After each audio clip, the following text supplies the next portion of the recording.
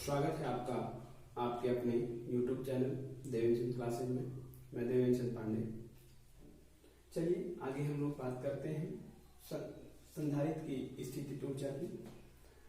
संधारित्र की स्थितिज ऊर्जा की मैं बताना चाहूंगा कि संधारित्र की स्थितिज ऊर्जा क्या है। पहली बात तो पोटेंशियल एनर्जी है क्या। जब कोई वस्तु स्थिर अवस्था में होती है, जब कोई वस्तु स्थिर अवस्था में होती है तो उसकी स्थिर अवस्था के कारण उस वस्तु में जो ऊर्जा संचित होती है उसे स्थितिज ऊर्जा कहते हैं। यहीं पर अगर हम कहें संधारित्र की स्थितिज ऊर्जा, तो संधारित्र की स्थिति के कारण उसमें जो ऊर्जा होती है उसे संधारित्र की स्थितिज ऊर्जा कहते हैं। ठीक है, सबसे पहले बात करेंगे संधारित्र की स्थितिज ऊर्जा के डेरिवेशन की। हम लोग बात करते हैं संधारित्र की स्थितिज ऊर्जा के लिए क्या करना है। सबसे पहले दोस्तों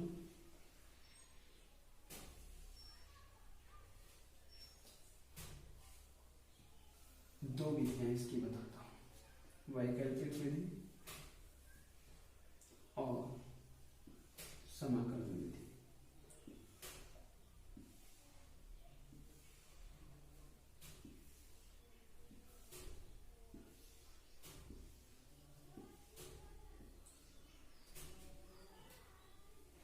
O हो गया, A हो गया और B हो गया।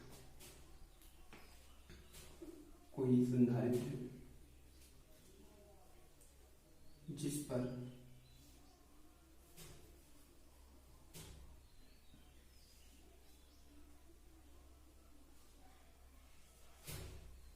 क्यों आवेश उपस्थित है,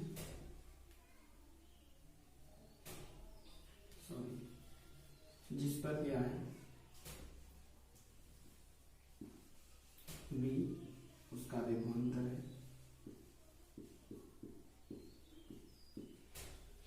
और आवेश कितना है, क्यों है।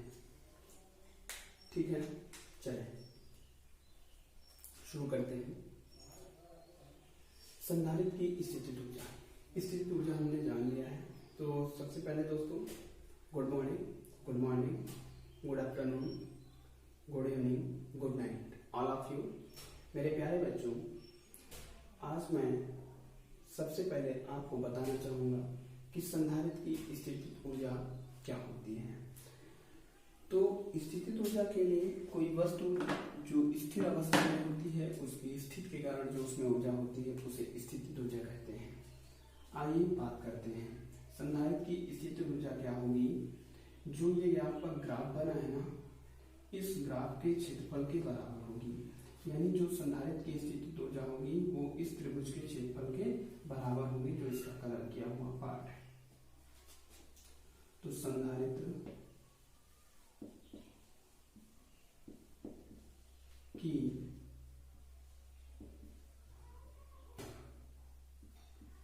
स्थितिज ऊर्जा U = 1/2 लंब इंटू आधार। क्या होगा, एक सेकेंड बात करते हैं।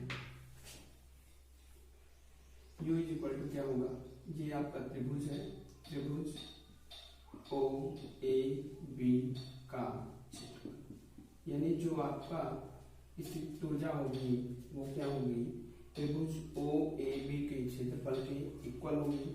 तो दोस्तों त्रिभुज OAB का क्षेत्रफल = क्या होता है, 1/2 लंब इंटू आधार।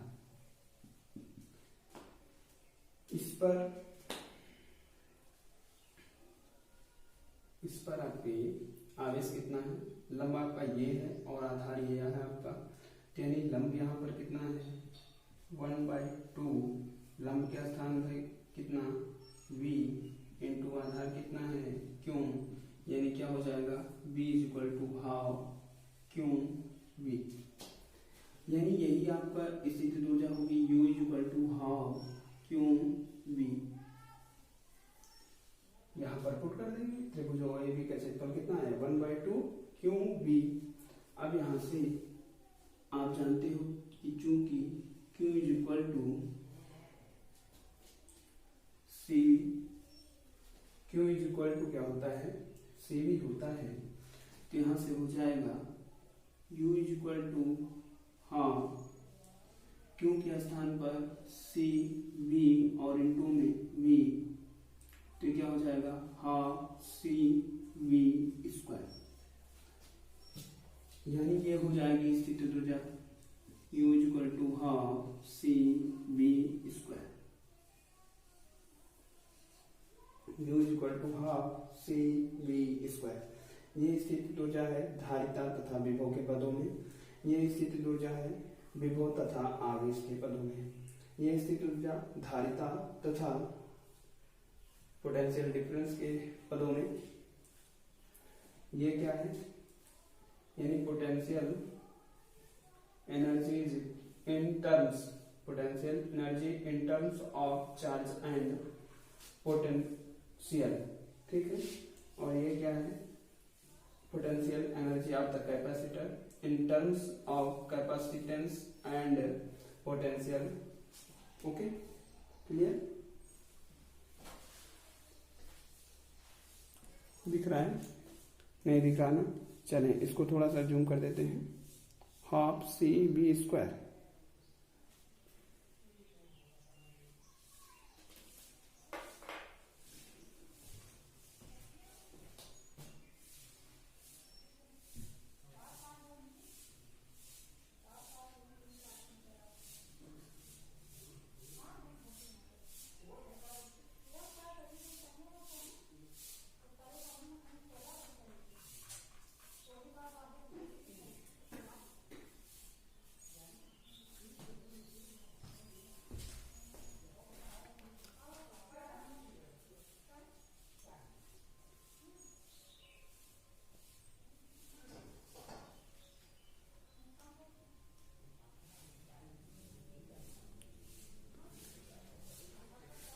अब थोड़ा सा और आगे लिखेंगे इसके, अगर हम कहें कि आपका सी गायब कर दे इसमें,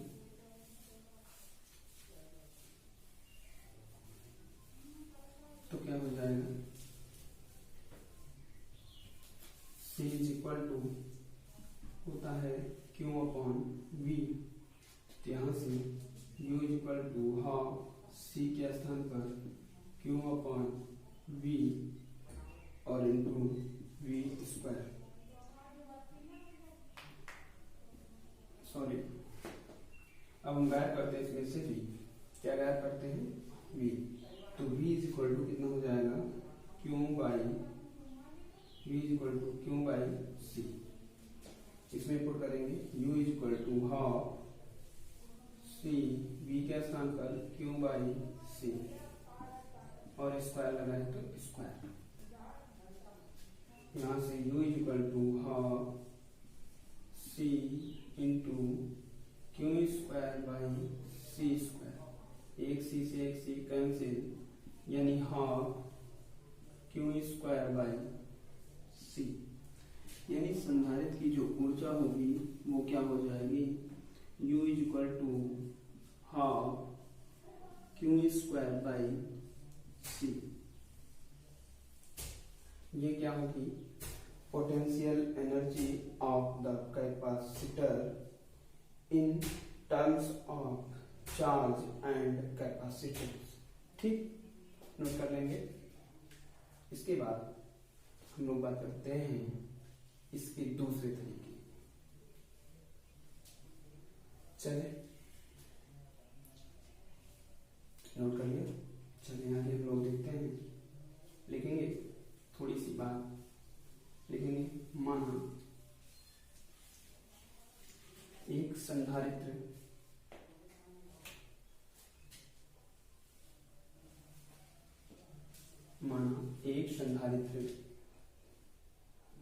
पर क्यों आवेश उपस्थित है तथा उसकी धारिता, तथा माना एक संधारित्र पर क्यों आवेश उपस्थित है तथा उसकी धारिता कैपिटल C है, तो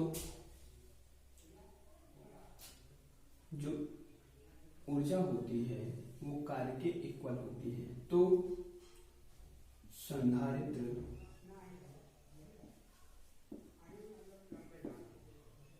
द्वारा कृत कार्य, देखिए कार्य dW इज इक्वल टू, हम जानते हैं W इज इक्वल टू क्या होता है, V इंटू DQ। मान लेते हैं कि एक संधारित्र है जिस पर Q आवेश है तथा जिसकी धारिता C है। तो और यदि उस पर विभव क्या है, V है, तो क्या हो जाएगा, TW is equal to BDQ, इतना होगा। अब बात करते हैं, हम जानते हैं कि C इज इक्वल टू होता है Q बाई V, तो यहाँ से V is equal to Q by C हो जाएगा ना। आगे हम लोग बात करते हैं दोस्तों, अगर V इज इक्वल टू हो गया है Q बाई C, तो यहाँ पर dW is equal to V के स्थान पर Q बाई C और इनटू का DQ पुट कर दिए। उसके बाद अब ये हमें यानी छोटे से हिस्से की होगी, संपूर्ण के लिए क्या करेंगे, इंटीग्रेशन, दोनों पक्षों में समाकलन ले लेंगे। dW is equal to Q by C और इंटीग्रेशन साइन और DQ हो गया, Q by C integration sign DQ। आगे जो कार्य होगा इसमें बात समझेंगे थोड़ी सी।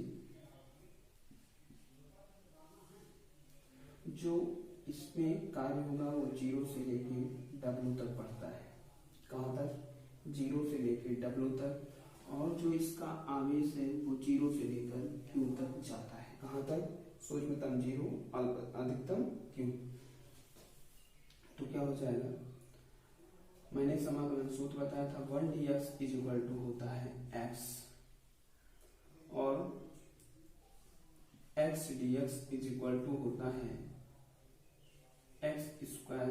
भाई x dx ना करके हम करते हैं, आपको दिखाई देते हैं, x की power n dx is equal to x की power n plus 1 upon n plus 1, यानी जितनी पावर रहेगी क्या हो जाएगी, उसमें एक जुड़ जाएगा और पावर उतनी हो जाएगी, और अपॉन का जितना आएगा यहाँ पर उतना इसको जीतेंगे। ठीक, अब हमारे पास है 0 to W। चलिए नोट कर ले, पहले नोट कर ले उसके बाद बताते हैं। नोट कर लिया, चलिए देखते हैं, मिटा दें। ओके,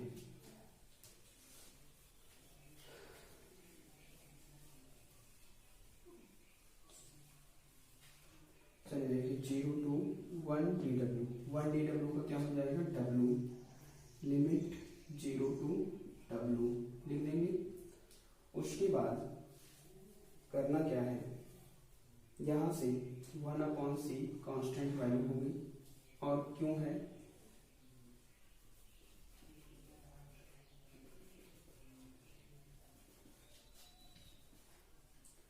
क्यों है, यहाँ क्यों और यहाँ पर 0, और क्यों है और डी क्यों है, लिख दिए। क्यों की पावर 1 है यहाँ पर, यहाँ से 0 to W क्या हो जाएगा, W minus 0, upper limit minus lower limit is equal to 1/c, और ग्राफ को भी रब कर देता हूँ,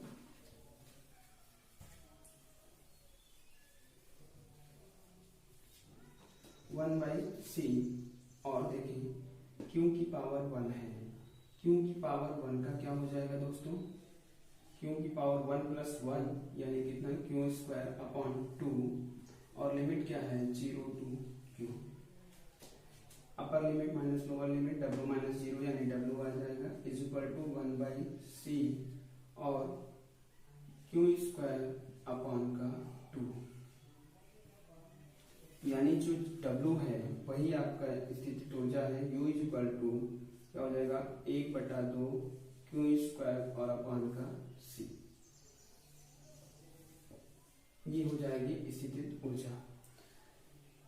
अब इसी प्रकार से हम चेंज कर लेंगे। चलिए इसको नोट कर लिया, नोट कर लें, नोट कर लिया ना। चले देखिए अब इसमें चेंज करते हैं, हम क्यू को ग्राफ करते हैं। किसको? क्यू को। C इक्वल टू होता है QV, तो Q is equal to C/V।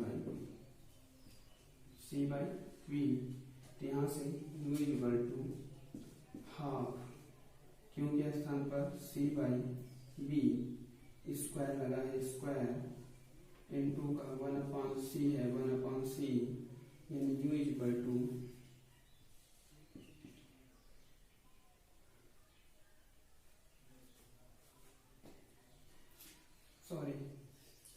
C is equal to क्या होता है Q/V, यानी Q इज इक्वल टू कितना हो जाएगा CV।